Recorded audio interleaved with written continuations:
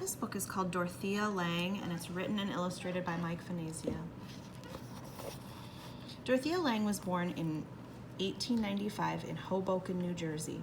She lived during one of the unhappiest times in American history, the Great Depression. Dorothea's photographs from that period are some of the best known and most powerful pictures of the 20th century. The Great Depression began in 1929 and lasted for more than 10 years. No one had any idea it was coming or how it would change their lives. It was a time when, almost overnight, millions of people in the United States lost their savings, jobs, and homes. In the cartoon, the little girl is saying, "Can I have a new bike? Can I have a pony? Of course, yes, sure, why not? Can I have a new diamond ring? Can I have a new fur coat?" And this is after 1929.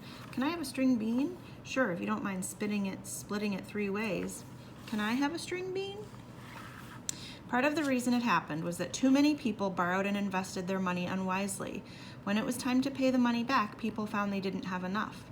Families sometimes had to sell their houses, farms, and cars. Since no one had very much money to spend, many factories and stores closed too, and things kept getting worse. Dorothea Lange's best-known photographs showed people and families who were affected most by the Great Depression.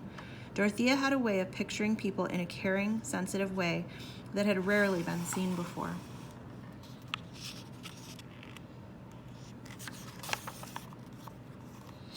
Dorothea didn't even have to take a photograph of people's faces to show the suffering and loneliness many people felt during this time.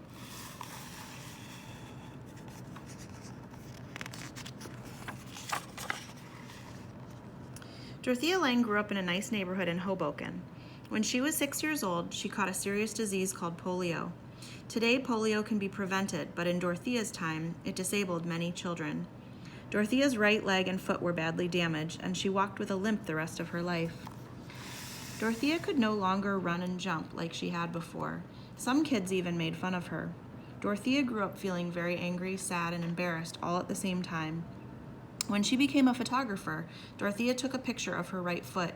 She said her damaged foot was the most important thing that ever happened to her. Because of her foot, she always worked hard not to let her problems get her down, and that made her a stronger, more understanding person. Dorothea went to school in New York City, which was right across the Hudson River from Hoboken.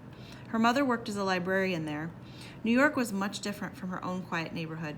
It was crowded and exciting. Dorothea loved to study the interesting people she saw every day. Sometimes, when she went to meet her mother after school, Dorothea had to walk through dangerous neighborhoods. Since she couldn't run fast, she invented a way to give herself a blank expression so that no one would notice her. She called it her cloak of invisibility. Later, Dorothea used her cloak to study people without them knowing she was even around. "Okay, here's the plans to the bank. Hey, are you sure nobody can see us back here?"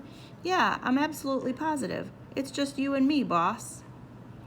There's Dorothea in her cloak of invisibility.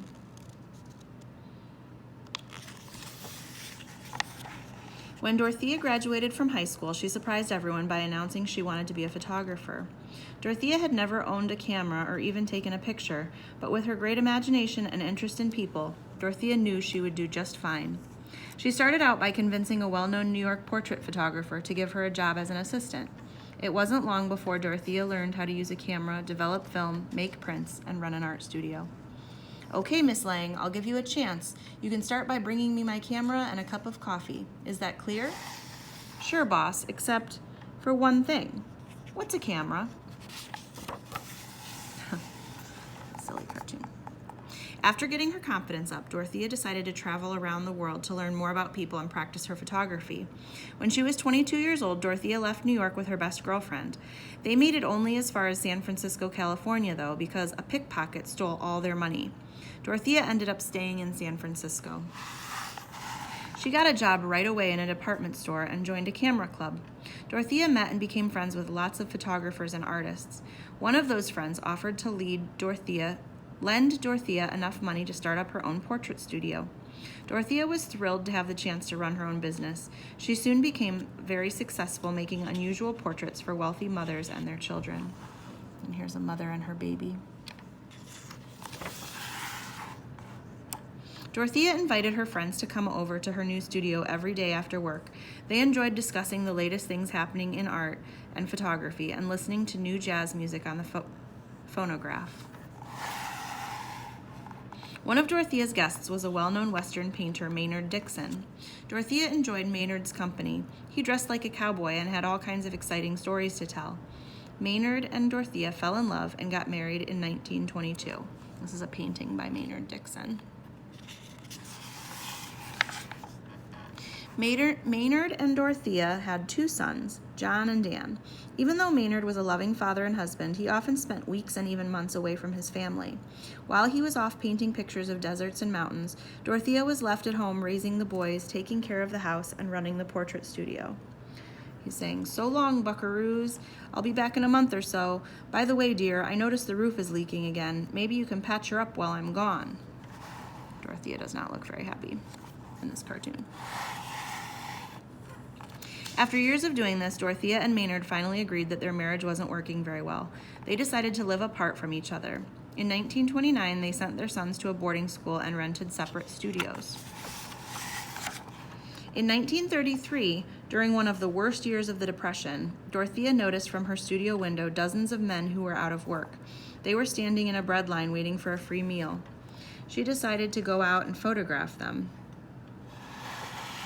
One of the pictures she brought back was called White Angel Bread Line. Dorothea put a print of it on the wall of her studio. When her friends asked her what she was going to do with the photographs of starving homeless people, Dorothea told them that she had no idea. All Dorothea knew was that she had to take more pictures to show what a serious problem the Great Depression was. Dorothea spent more and more time outside her comfortable studio. She often went to dangerous areas to photograph people who were tired and sometimes angry. This is when her cloak of invisibility really came in handy. One day, a friend suggested that Dorothea have a show of all the remarkable photographs she had been taking. In 1934, Dorothea had her first show at a small California gallery. At the exhibit, Dorothea's photographs could be seen for the first time by lots of people. One person who went to the show thought Dorothea's pictures would be perfect to go along with some articles he was writing. Paul Taylor was a college professor who was studying the problems people were having because of the Great Depression. Paul asked Dorothea if he could use one of her photographs for a government report he was writing. He then asked her if she would go along with and work with him. Dorothea agreed. She couldn't wait to begin using her skills to help record the Great Depression. Dorothea and Paul made a great team. They worked hard gathering information from many of the thousands of migrant families who arrived in California every day. Most migrants were ordinary people who had lost their farms and homes. They traveled all over the country, hoping to get jobs picking fruit, vegetables, or cotton. They were so poor that they often had to live in old tents or cardboard boxes without heat, running water, or much food. Dorothea took a picture of the migrant mother below. In it, you can almost feel how worried that mother was about her children's future and where they would get their next meal. This picture became one of the most famous photographs of the Great Depression. Dorothea and Paul sent their reports to Washington, D.C. This information was used by the United States government to convince more fortunate Americans that the migrant families needed help. Dorothea Lange divorced Maynard Dixon and married Paul Taylor in 1935. She lived to be 70 years old and spent most of the rest of her life traveling around the country with Paul, photographing people in America who were very poor and were treated unfairly. Dorothea wanted to make sure no one would forget about them. One of Dorothea's favorite cameras was a big clunky one called a Graflex. She preferred it to the smaller cameras because it forced her to take her time and set up her photographs more carefully. Dorothea's photographs are known as documentary photographs. Their purpose was to record information and facts, but few documentary photographers have ever made pictures that are as artistic and caring as Dorothea Lange's. Works of art in this book can be seen in the Oakland Museum of California, Oakland, California Phoenix Art Museum, and Phoenix, Arizona. And that is Dorothea Lange, written and illustrated by Mike Venezia.